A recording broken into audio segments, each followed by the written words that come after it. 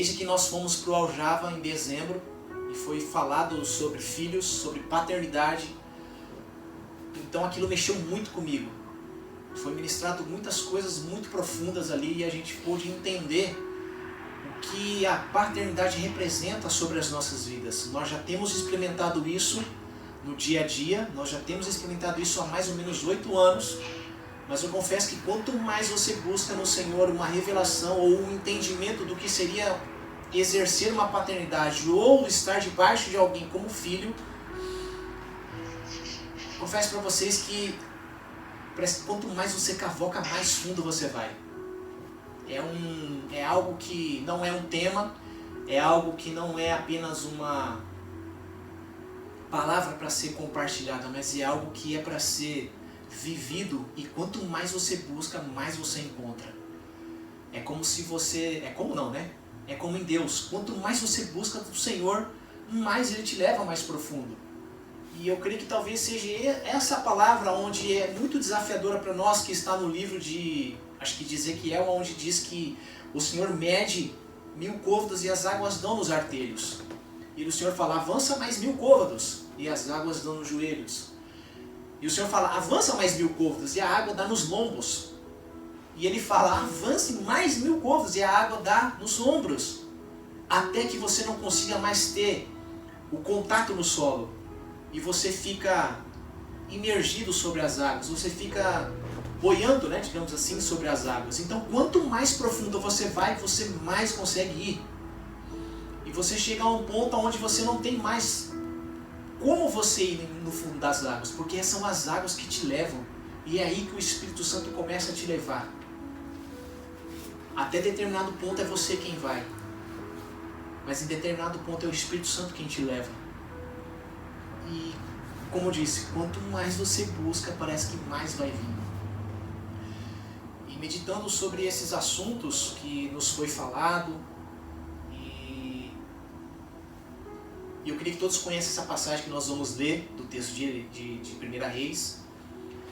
Então, esse texto de 1 Reis vai falar do profeta Elias. E ele foi um dos profetas que confrontou um sistema naquela época. Um sistema de controle, um sistema de manipulação, um sistema onde havia muita sexualidade e um espírito de manipulação. Elias confrontou naqueles tempos mais de 400 profetas e os matou.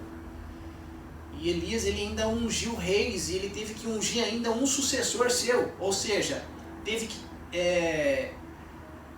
ungir alguém que ele passaria o legado para essa outra pessoa. Mas até que tudo isso se cumprisse na vida de Elias, ele teve que passar por alguns processos. E um deles foi reaprender a ouvir ao Senhor. E isso foi algo que eu tenho me questionado durante algum tempo, durante uns dias. Desde que nós ouvimos essa ministração, será que nós realmente estamos ouvindo ao Senhor? Porque o profeta Elias ele era um profeta que ouvia ao Senhor. Tanto que ele fez as coisas que ele fez na terra, naqueles tempos dele. E mesmo assim ele teve que reaprender a ouvi-lo. E é disso que nós vamos tratar aqui hoje. A nossa maior preocupação nos dias de hoje deve ser, estamos ouvindo ao Senhor e obedecendo aquilo que Ele está nos falando? O Senhor ele requer de nós algumas, como eu digo, algumas medidas, porque é assim que Deus trabalha desde Gênesis até os dias de hoje. Deus ele deu medidas para que Noé construísse uma arca. Deus deu medidas para Moisés para que construísse um templo. E ele deu medidas para Salomão fazer um templo também. E quando nós vamos para o Novo Testamento, nós vemos o apóstolo Paulo traduzindo todas essas coisas, falando que olha, nós precisamos crescer nas medidas de Cristo, na altura, na largura, na profundidade e no comprimento. Então, Deus sempre vai requerer de nós algumas medidas e nós precisamos obedecer essas medidas. E para que nós venhamos a obedecer, nós precisamos primeiramente ouvi-lo. Porque se nós não ouvirmos aquilo que Ele está falando, como nós vamos obedecer nas suas medidas ou aquilo que Ele requer de cada um de nós? Como nós vamos fazer isso com exatidão? Porque 100 centímetros Se ele falar para você, construa algo com 100 centímetros, 99 não é 100. Então não alcança a exatidão e nem a perfeição que ele requer de nós. Então nós precisamos realmente reaprender a ouvir o Senhor. Então em 1 Reis 19, 11 vai dizer assim, a Elias, e Deus lhe disse, sai para fora, e põe-te neste monte perante o Senhor. E eis que passava o Senhor, como também um grande e forte vento que fendia os montes e quebrava as penhas diante do Senhor. Porém o Senhor não estava no vento, e depois do vento um terremoto. Também o Senhor não estava no terremoto, e depois do terremoto um fogo. Porém o Senhor não estava no fogo, e depois do fogo uma voz mansa e delicada.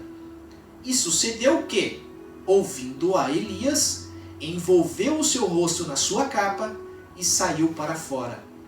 E pôs-se à entrada da caverna, e eis que veio a ele uma voz que dizia, que fazes aqui, Elias? Senhor, a tua palavra, Senhor, foi falada nesta noite. E nós cremos, ó Pai querido, que a fé ela vem por ouvir e ouvir a tua palavra, Senhor. Que nessa noite, Pai, efatá, abra-se os nossos ouvidos, Senhor, para que nós venhamos a ouvir aquilo que o teu Espírito quer ministrar nessa noite. Aquilo que não somente vai ser falado nessa noite, mas que vai se perpetuar por todos os dias até que o Senhor venha. Precisamos ouvi-lo, Senhor. Nos ensina, nos capacita, que o teu Espírito Santo nos leve, Senhor, a todo o entendimento através de ouvir a tua voz e fazer aquilo que tu está nos falando para ser feito e não aquilo que nós queremos no nome de Jesus. Amém? Então esse texto que eu acabei de ler está falando de uma sequência onde Elias confrontou os profetas de Baal, os profetas de Jezabel, e Jezabel, após saber dessa notícia, falou, olha, amanhã você vai estar morto nessa mesma hora. Então Elias temeu e ele fugiu. E quando ele foge, ele vai para um lugar onde ele senta num lugar e ali ele pede ao Senhor para que venha tirar a sua vida. E vem um anjo e traz o alimenta e fala, segue, põe-te de pé e vai, porque você tem muito o que fazer ainda. E aí ele se encontra nesse estado, numa caverna, onde ele se esconde. E esse texto que nós lemos agora, que Elias está lá no fundo da caverna, não sei quais foram os motivos que realmente levaram ele a se esconder e fugir de Jezabel. Porque ele teve a ousadia de enfrentar mais de 400 profetas de Baal num monte, e aonde ele colocou ali uma prova para que todos eles fizessem. Falou, se o seu Deus realmente te ouve, então vamos fazer uma prova aqui. E vocês conhecem a história. Deus ouviu a Elias. E depois que Deus fez tudo aquilo que fez no monte, então ele mata esses mais de 400 profetas. E por causa de uma palavra da mulher de um rei, ele tem medo. E ele foge. E ele se encontra na caverna, e esse texto que nós acabamos de ler. Sabe, Deus ele ficou depois desse episódio, quando a gente vai para o texto de Malaquias, do texto de Malaquias até a Nova Aliança, ou até o livro do Novo Testamento, as pessoas dizem, ou os teólogos dizem, que Deus ficou por mais de 200 ou 400 anos sem falar. Ele se calou. E o texto de Malaquias, ele como eu disse, ele é o último texto, o último livro aonde Deus cessou de falar. E ele só volta a falar por meio de João, o profeta João. Mas aqui eu creio que Deus ele não parou de falar. O que eu creio é que deixaram de ouvi-lo. Porque Deus, ele é um Deus que se move, ele é um Deus vivo. E se ele é um Deus vivo, ele é um Deus que fala, em tempo e fora de tempo. Então eu creio na minha pequenez ou na minha ignorância, eu creio que o Senhor ele não deixou de falar, apenas foram os homens que deixaram de ouvi-lo, e o único que passou a ouvi-lo depois, lá no Novo Testamento, foi o profeta João, que através dele veio anunciar quem seria o Messias. Então, que mais precisamos nos dias de hoje é alguém que nos ensine ou nos ajude a ouvir ao Senhor. E quando nós vemos a passagem do profeta Samuel, aonde o profeta Eli estava ali formando em Samuel um profeta, porque Eli tinha uma escola de profetas. Eu acho que vocês também devem conhecer a história onde Samuel vai dormir, ele ainda jovem, e ele escuta: Samuel, Samuel. E então Samuel se levanta, achando que era o profeta Eli, vai até o quarto dele e fala: você me chamou? Então o profeta Eli fala: não, não te chamei, volta a dormir.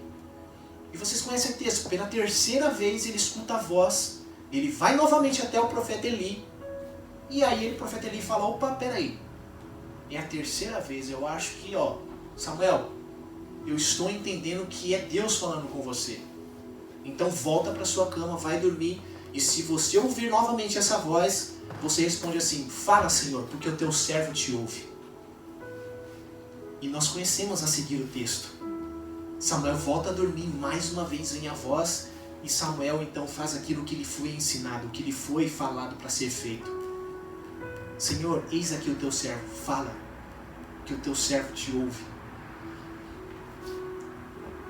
Então, quando vemos essa passagem do profeta Samuel, nós entendemos que realmente nós precisamos de pessoas que nos ajudem ou nos ensinem algumas coisas referentes às coisas do Senhor.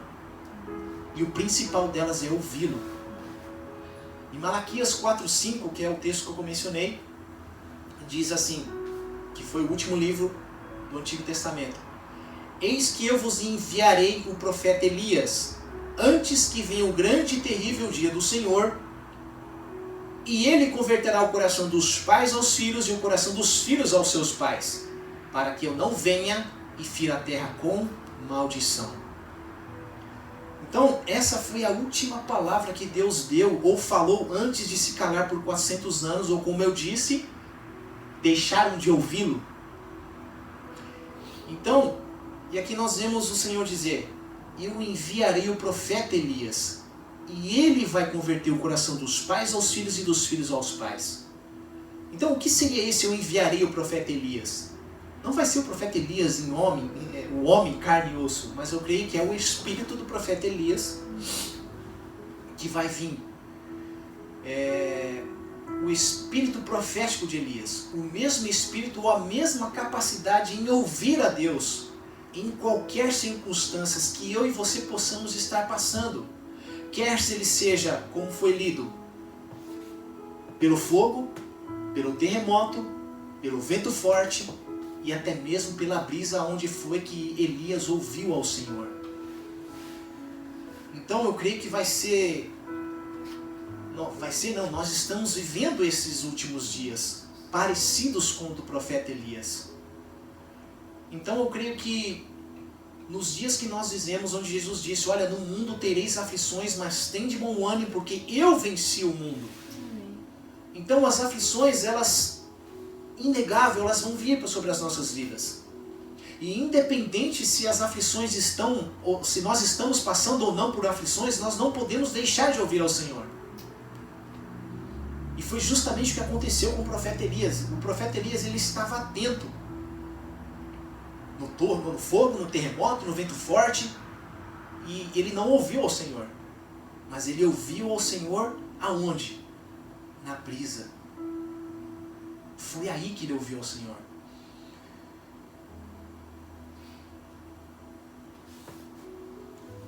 Deixa eu dizer uma coisa para vocês. Às vezes é mais fácil nós ouvirmos ao Senhor quando nós estamos debaixo de aflições, porque é somente nesses momentos que nós estamos mais atentos.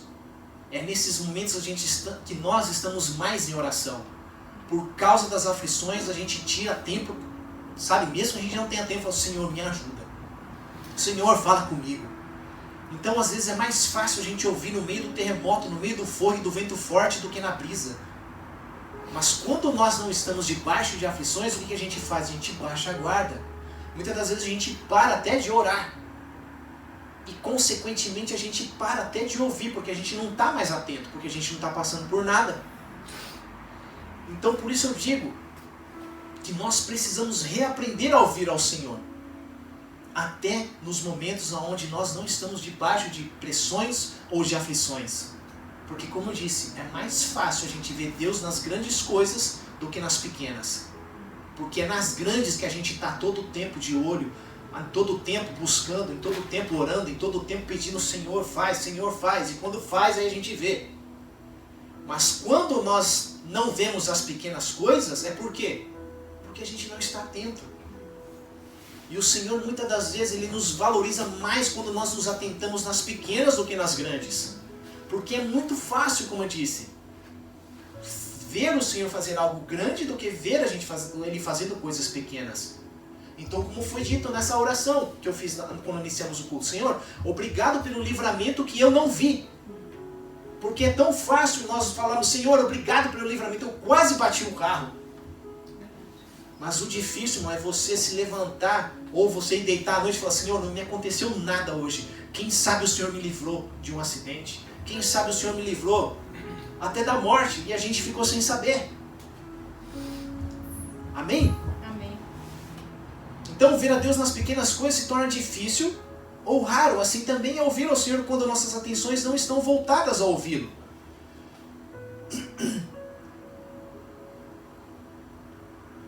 E aí, e sucedeu que, ouvindo a Elias, envolveu o seu rosto na sua capa e saiu para fora. Ou seja, ele saiu da caverna e pôs-se à entrada da caverna. E eis que veio a ele uma voz que dizia: que fazes aqui, Elias? Ou seja, enquanto ele estava lá dentro, passando por aflições, por terremoto, por fogo, por vento forte, ele não ouviu ao Senhor. Ele só ouviu quando ele saiu da caverna e passou uma brisa. Aí ele ouviu ao Senhor. É isso que eu estou falando para vocês. Das aflições, e você não está passando por aflições ou debaixo de pressões. Nós precisamos ouvir ao Senhor nessas circunstâncias. E a palavra que ele ouve foi: vai, volta pelo teu caminho para o deserto de Damasco, e chegando lá unge a Hazael rei sobre a Síria. Também a Jeú, filho de Ninsi, ungirás rei de Israel, e também a Eliseu, filho de Safate, e a Abel-Meolá ungirás profeta em teu lugar.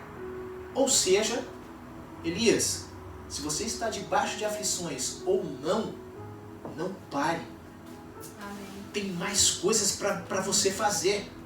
Você precisa ungir reis, você precisa ungir uma pessoa para tomar o teu lugar, para você passar o legado. Não é tempo de parar. Não é tempo para pedir para morrer.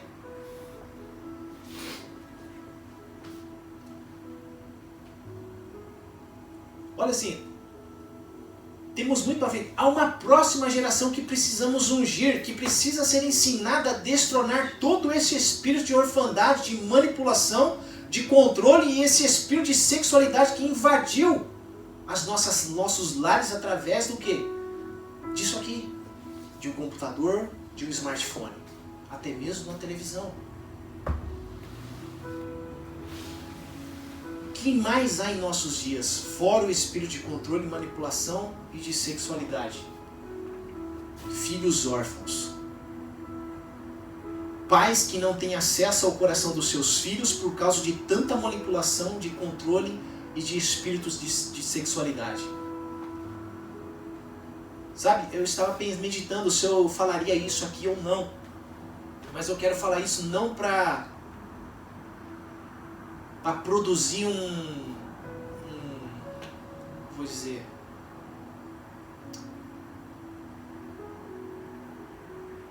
eu não sei o qual é pior. Você ser um órfão sem pai vivo, porque o seu pai morreu, então você é um órfão, ou você ter um pai que é ausente, e por causa da ausência do pai você se torna órfão. Por que eu digo isso? É polêmica, eu não quero gerar polêmica, porque de repente as pessoas podem interpretar de uma maneira errônea o que eu quero falar. Então talvez seja melhor você ser um pai órfão que nunca teve um pai, do que alguém que tem um pai mas é ausente. Isso pode soar forte para você ouvir, mas eu digo isso porque eu tive um pai que foi ausente, e pelo meu pai ser ausente, criou em mim alguns bloqueios, digamos assim. Por causa do espírito da orfandade que já paira sobre todo o ser humano desde que Adão caiu, e isso é um tema para uma outra conversa, a gente até já falou sobre isso, é algo que parece que é ativado em nós. Então, o que eu via quando eu era pequeno, quando eu era até os meus 9, 10 anos de anos, que eu me lembro mais ou menos. Muitas das vezes eu via o meu pai levando os meus primos para passear e ele não me levava. Eu vi meu pai comprando coisas para os meus sobrinhos e às vezes ele não comprava para mim. E por isso que eu falo, se nós não estivermos atentos naquilo que nós fazemos para os nossos filhos, a gente pode criar nos nossos filhos um espírito de rejeição. E era isso que eu sentia. Por isso que quando eu passei a crescer nesse sentido, ser criado nesse ambiente, teve um tempo que eu não entendia o que meu pai fazia. Eu não entendia o amor dele. Justamente por ele não saber se expressar, justamente por ele não ter o que eu disse, de criar o seu filho dentro de alguns protocolos que a gente vai abordar mais para frente. E por causa dessas coisas, dessas circunstâncias que aconteceram quando eu era pequeno, então criou em mim isso. E só depois que eu fiquei velho, só depois que eu comecei a entender algumas coisas do Senhor, só depois que eu fui ensinado algumas questões que eu pude entender por que ele agia daquela forma. Mas glória a Deus que eu pude falar para meu pai, pai, eu te amo. Porque eu nunca tinha falado isso para ele. Por quê? Algo que ele também nunca falou para mim. Então isso vai criando em nós, vai gerando em nós um espírito de rejeição. E era isso que eu sentia do meu pai. Eu falava, meu pai acho que não me ama. Então, a gente passa muitas das vezes a querer ser aceito. Quando a gente cresce, fica mais velho, e a gente passa a fazer coisas para ser aceito por causa desse espírito de rejeição. Você passa a comprar amizades. Você passa a fazer favores para os outros, querendo a atenção deles, querendo a aprovação deles. Mas é por causa desse espírito de rejeição que foi gerado em você desde pequeno.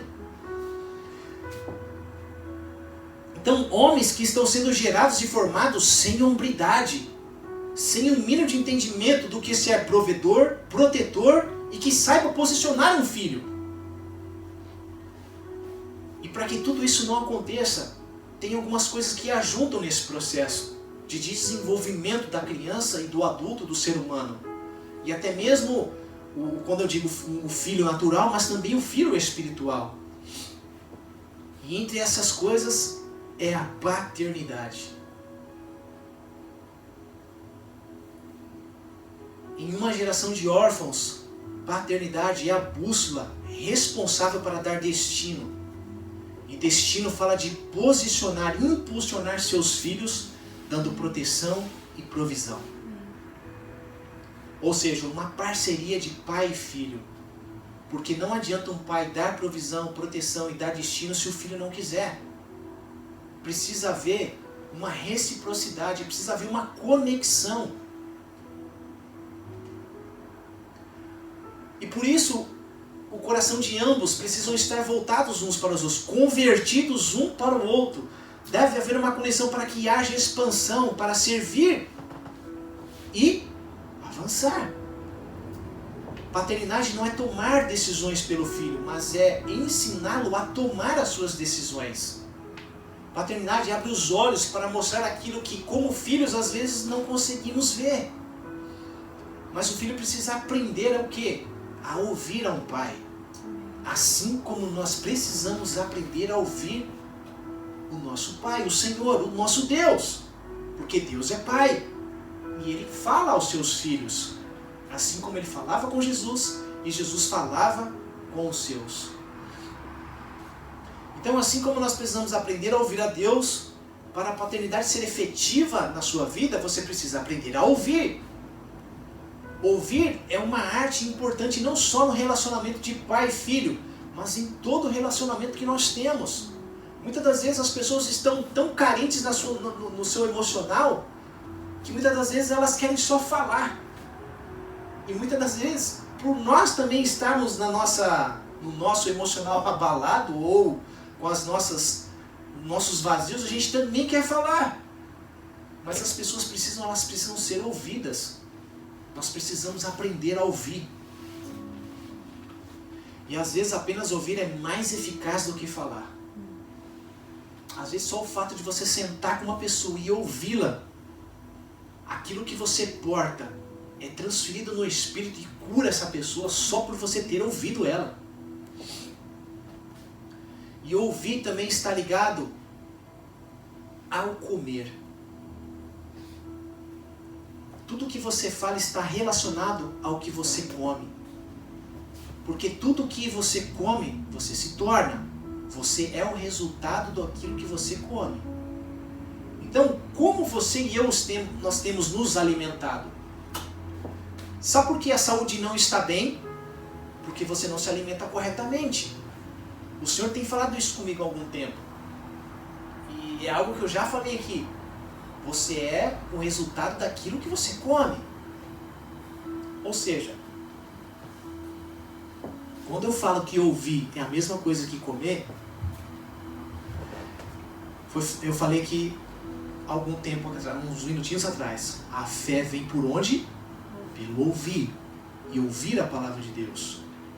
E a gente vai entender que é não somente ouvir a palavra de Deus. Não é somente o ouvir, mas é você comer a palavra de Deus. E quando nós falamos na palavra, a gente vai em João, onde fala que o verbo se tornou carne e habitou no meio de nós.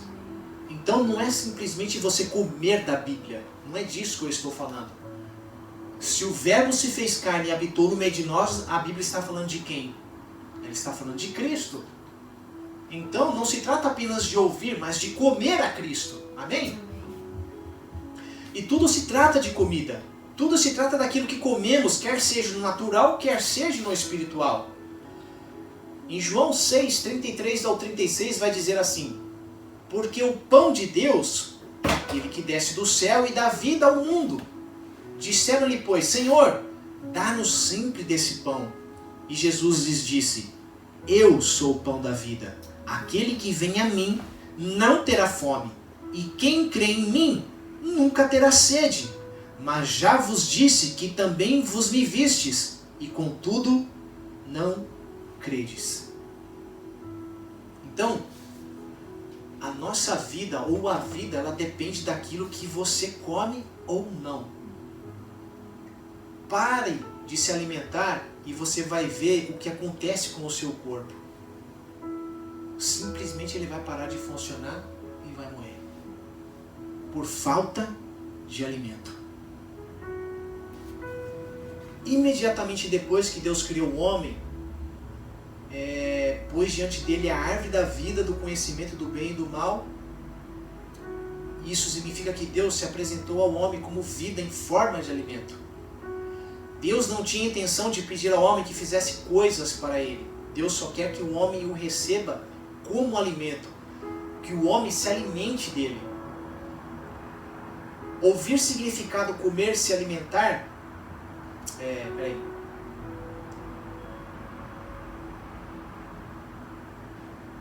Ouvir significa comer, se alimentar. Então, primeiro você come, se alimenta, como fez Elias, né, que o anjo veio, trouxe alimento para ele e disse: olha, se fortaleça, porque o caminho é longo, a sua jornada não acabou ainda. Então, não temos que ser um cristão que faz obras, mas sim um cristão que come.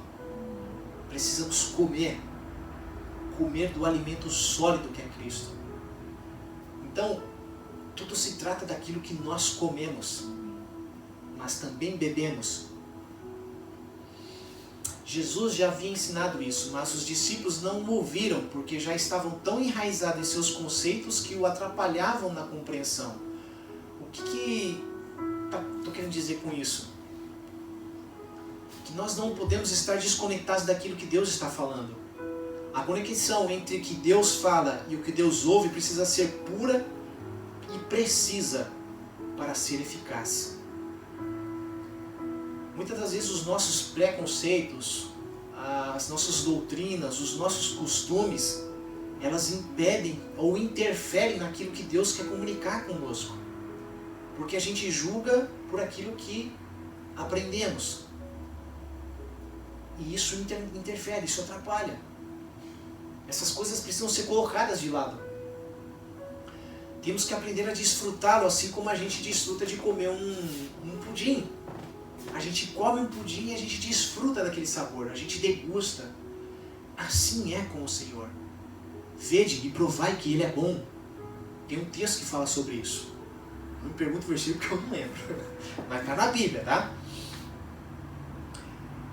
E é nisso que eu me pego às vezes. Fico pensando, será que eu estou sendo superficial naquilo que o Senhor está falando comigo? Será que realmente eu estou me aprofundando naquilo que Ele está falando? Será que eu estou ouvindo realmente? E foi isso que eu me peguei essa semana. Eu falei, Senhor, me dá uma palavra. E eu não via nada. Eu falei, meu Deus, o Senhor não está falando comigo, o Senhor, sabe? E eu me peguei nessas questões, só que hoje eu aprendi a descansar. Eu não fico mais preocupado. Sabe? O que eu vou levar? Meu Deus, e agora? Vou levar qualquer coisa. E como eu falei, hoje na hora do almoço o Senhor foi discorrendo algumas coisas para mim e eu fui anotando. Então, a gente não pode se desesperar nessas coisas, amém? Então, e pode ser que aconteça que você olhe para mim e fale, não, essa pessoa está ouvindo, mas somente parece que está ouvindo, mas ela não está ouvindo no profundo, naquilo que o Senhor realmente quer. Então, parecer é uma coisa e estar fazendo é outra. Estar fazendo o que eu digo, estar realmente ouvindo, né? Então, a partir do momento em que recebemos ao Senhor, Ele está dentro de nós como um manancial de águas vivas. Então não pense que esse manancial de águas vivas ele vai vir do céu. Não, Ele está dentro de nós, Ele habita em nós. O Senhor como água viva está dentro de você. Como um manancial vivo na parte mais profunda do seu ser, que é o teu espírito.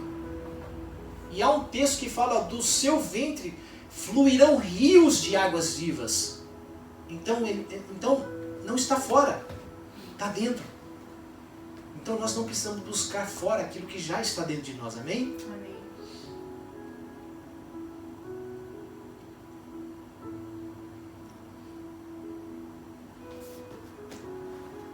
Então não busque estar fora, o que está dentro. Cristo é essa água viva que emana vida através de nós para as nações. Amém. Não é para a cidade de Oyama, de Totig. Não é para a minha casa, somente para a tua casa. São para as nações. Aleluia. Quando Deus olha para a terra, para a minha vida e para a sua vida, Ele está vendo aquilo que eu e você podemos fazer para as nações. A visão do Senhor ela é muito mais ampla do que nós imaginamos. Muitas das vezes a gente está aqui e fala, mas para quem que eu vou ministrar o Evangelho?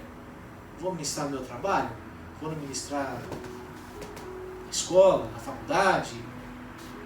De repente no mercado?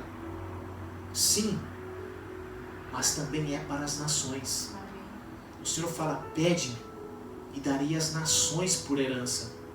Então às vezes a gente tem um pensamento tão mínimo que a gente pensa só na nossa geografia. Mas o Senhor Ele tem os pensamentos mais altos do que os nossos, como nós já falamos. E Ele faz coisas maiores do que a gente pede ou pensa. Então muitas das vezes a gente acha que eu nunca vou visitar tal país. Mas de repente o Senhor te leva para ministrar a sua palavra. Porque as nações estão esperando um homem e uma mulher de Deus para serem ministrados. Como comemos, o que comemos e o quanto comemos, disso depende do quanto você e eu governamos a nossa própria vida, ou seja, um autogoverno. E o tipo de vida que nós levamos. Isso vai falar do nosso natural e isso vai falar do nosso espiritual. Se entendermos isso, entenderemos que crescer em Cristo está ligado não ao fato de compreendê-lo intelectualmente, mas de se relacionar com Ele como um alimento, como fonte de vida, e não apenas como um amigo que senta do seu lado e vai com você numa viagem, como a gente já ouviu falar por aí. Ele não é o seu amigo que senta do seu ladinho para ouvir o que você tem para falar, não. Ele não é isso, ele é o teu alimento, ele é a tua vida. A tua vida depende de você comê-lo.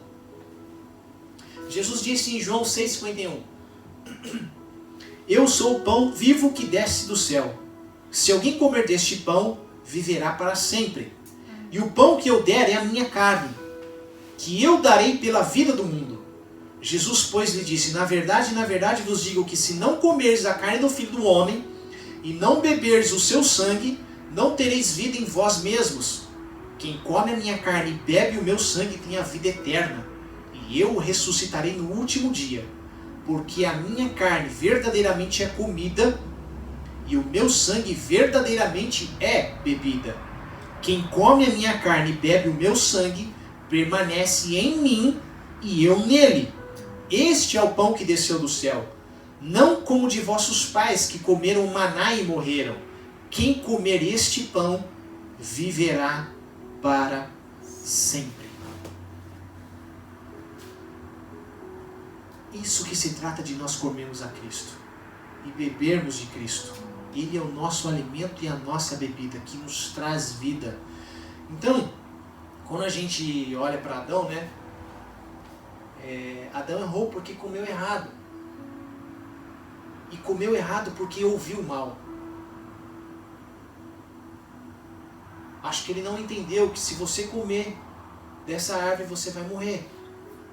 Talvez ele não tenha ouvido direito. E talvez por esse motivo ele comeu o pão. E realmente eles não morreram. Não tiveram uma morte natural. Mas como nós já sabemos, foi uma morte espiritual. Então, só experimentamos confiança total quando somos levados a um lugar de dependência total. Uma dependência total de Cristo. De se alimentar dele. De beber dele. Marcos 7, 32 a 35 vai dizer assim, ó: E trouxeram-lhe um surdo que falava dificilmente, e rogaram-lhe que pusesse a mão sobre ele. E tirando-o à parte dentre a multidão, pôs-lhe os dedos no ouvido, cuspindo, tocou-lhe na língua. Levantando os olhos ao céu, suspirou e disse: Efatá, isto é, abre-te. E logo se abriram os seus ouvidos, e a prisão da língua se desfez, e falava perfeitamente. Então, para falarmos de Deus, ou a respeito, ou sobre Deus, primeiro nós precisamos o quê? Ouvir a Deus. E Jesus falou sobre isso algumas vezes. Eu só falo aquilo que eu ouço meu Pai falar. Então Jesus disse a eles: Eu afirmo a vocês que isso é verdade. O Filho não pode fazer nada por sua própria conta, pois ele só faz o que vê o Pai fazer. Tudo que o Pai faz, tudo que o Filho faz também, pois o Pai ama o Filho e lhe mostra tudo o que está fazendo. E vai mostrar a ele coisas ainda maiores do que essas.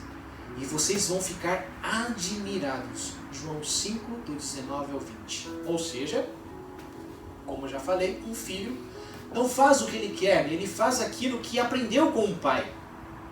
Isso é o legado. Não é fazer o que você acha que é bom, mas é dar continuidade naquilo que o pai iniciou. E claro, não vai ser como ele fez. Cada um de nós tem uma característica, mas vai ser feito no mesmo espírito. É disso que se trata o legado. Não é fazer o que o pai fez, mas é permanecer no espírito do que o pai fez. É totalmente diferente. Nós vamos fazer de repente de maneiras diferentes. A gente não vai mudar todo um esquema, digamos assim. Então, por exemplo, o Ministério Sonho de Deus está lá no Brasil. E nós temos o Ministério Sonho de Deus aqui no Japão. Então eu não faço do meu jeito. Eu sigo o legado que o apóstolo Hélio instituiu na casa através do Kiko, que eu aprendi. Então nós estamos debaixo de um legado que não fomos nós que criamos. Eu posso administrar de uma maneira diferente, mas o espírito é o mesmo. É disso que nós estamos falando, de legado, amém? Então, João 8,38 vai dizer assim: Eu falo do que tenho visto com meu pai, e vós fazeis o que ouviste de vosso pai. Então Jesus está falando aos fariseus: olha, vocês fazem o que o vosso pai, o diabo, fala. Então a gente pode estar ouvindo. Ou seja, qual é o pai que nós estamos ouvindo? Porque tudo aquilo que a gente ouve vem de alguém. Ou vem de Deus, ou vem do maligno. Então, muitas das vezes, como era no Antigo Testamento, que era sombra e figura das coisas espirituais, a gente sabe que havia muitas guerras naqueles dias. E nos dias de hoje, não existem mais essas guerras. As guerras não são mais externas, as guerras são internas. Então aquilo que o diabo usou as pessoas para fazerem nas guerras, o diabo usa hoje na nossa mente. São os dardos inflamados que a palavra dos Deus diz hoje para nós. Por isso que o apóstolo Paulo vai falar, revesti-vos das armaduras do Senhor. O capacete da salvação, né, a armadura, o escudo, a espada, a cinta. Para quê? Para que os dardos inflamados de Satanás não venham ao quê? A deturpar a nossa mente e a gente passa a ouvir isso. Olha, não vai lá não, porque ela não gosta de você não. Isso é a voz do diabo. Não importa se a pessoa gosta de você ou se você ela não gosta. A palavra de Deus diz que nós precisamos amar. Se Deus amou o mundo de tal maneira que entregou o seu filho, quem sou eu para odiar a pessoa que está do meu lado? Então nós precisamos amá-lo com o amor de Cristo. Vê-las com os olhos de Cristo. Agora, se ela te ama ou se ela não te ama, não te importa. Porque como eu disse da outra vez, Jesus sendo pregado na cruz, Jesus sendo escarnecido, ele olha para aqueles homens que estão fazendo aquilo com ele e fala, e ainda intercede porque ele fala, Pai, perdoa, porque eles não sabem o que eles fazem. Ou seja, de repente uma pessoa que te odeia, muitas vezes ela não sabe o que ela faz. Muitas das vezes ela está passando por tribulações na sua vida e aflições que eu e você desconhecemos. E por isso, por causa de algo que de repente você fez ou falou e causou alguma coisa nela sem você saber o porquê. E às vezes por causa de uma faísca houve um fogo nela. Porque é assim que se trata das coisas. Às vezes a gente não sabe nem por que as pessoas nos odeiam. Mas isso é fato, existe. E pode ser N motivos. Mas nós não estamos sendo moldados ou sendo transformados na natureza de Cristo para fazer aquilo que os discípulos fizeram quando rejeitaram a Jesus, quando ele estava passando pelo caminho. Eu não lembro qual o nome da cidade, mas os discípulos foram à frente de Jesus para alugar um lugar para Jesus repousar. E aquela cidade falou, não, aqui vocês não vão ficar. E aí os discípulos voltam para Jesus e falam, ô Jesus, eles não quiseram receber a gente lá. O Senhor quer que a gente ore e mande fogo do céu para queimar todos eles lá? E foi justamente isso que Elias fez.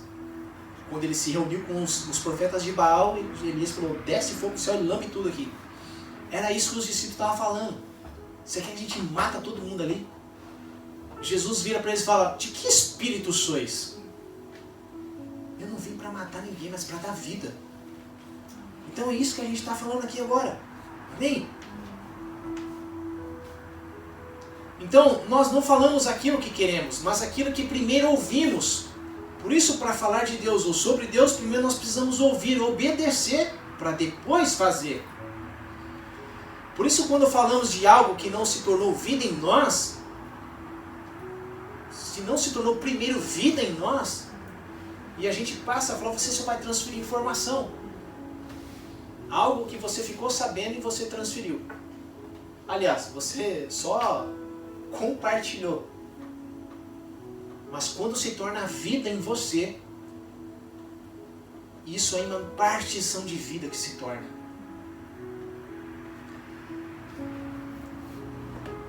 Então, o mundo está cheio de informações, mas o que? Sem vida. Por quê? Porque falta ouvirmos. Falta comermos. Para nos tornarmos.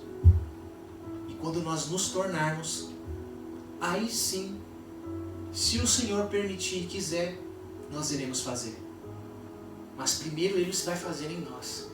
E para que Deus faça em nós, precisamos ouvi-lo. E se você não sabe ouvi-lo, Precisamos de alguém que nos ensine a discernir todas as coisas e passar a ouvir. Assim como foi com o profeta Samuel. E como eu disse, eu creio que não é somente a nação japonesa, mas as nações estão com esses filhos órfãos, muitas das vezes órfãos de pais vivos, por causa do espírito de orfandade que está nos nossos dias. E por isso Deus falou no último livro de Malaquias, que é o último livro do Antigo Testamento, que Ele enviaria o profeta Elias. Para que Ele enviaria? Para converter o coração dos pais aos filhos e dos filhos aos pais. Ou seja, uma conexão onde haja uma conversão de coração. O pai vai ter o coração do filho e o filho vai ter o coração do pai. Ou seja, vai ter um acesso, vai ter uma amizade, vai ter isso. Vai ser um companheiro. Isso que se trata. É a última palavra do Senhor no livro de Malaquias. E Ele não escreveu isso à toa. Nós estamos vivendo esses dias. Um espírito de orfandade que paira sobre a nação japonesa e sobre as demais nações.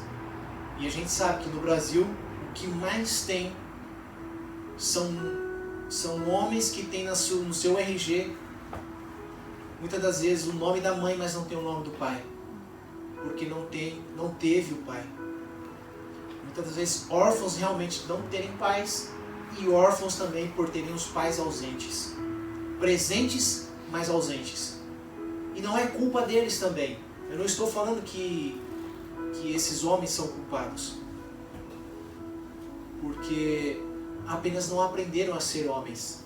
E quando eu digo homens, é aquele homem que cuida, que provê e dá destino. E eu também passei por esse período. Eu também não sabia, muitas das vezes o homem só aprende a prover o sustento para a família. Mas a provisão não é essa. É a provisão na formação de um filho. Nós precisamos prover para que o nosso filho cresça e se desenvolva, não só financeiramente, mas emocionalmente no seu caráter. Nós precisamos proteger não somente daquilo que é de maldade das pessoas ou de um acidente, não é disso que eu estou falando. Mas blindar o coração do nosso filho para que esse espírito de rejeição não venha a ser desenvolvido nele, ou venha a ele sentir esse espírito quando ele crescer.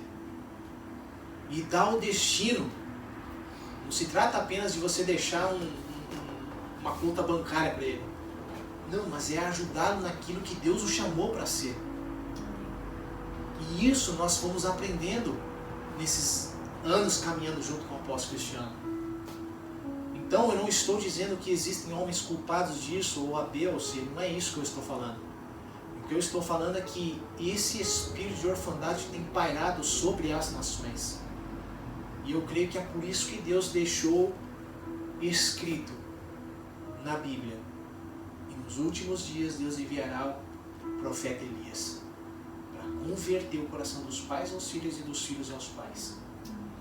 Talvez, não digo que esses sejam os últimos dias, mas eu estou dizendo que nós estamos vivendo isso. Um tempo onde nós precisamos passar a ouvir ao Senhor, não só na questão espiritual, mas no natural também. Precisamos ouvir os nossos pais, não só espirituais. Bom, meu pai já faleceu, né? Então não tem mais como eu ouvi-lo. Mas precisamos aprender isso. Amém? Então é isso que eu gostaria que vocês meditassem nessa palavra. E que você possa dar espaço ao Espírito Santo te conduzir, como disse, de uma maneira mais profunda nele.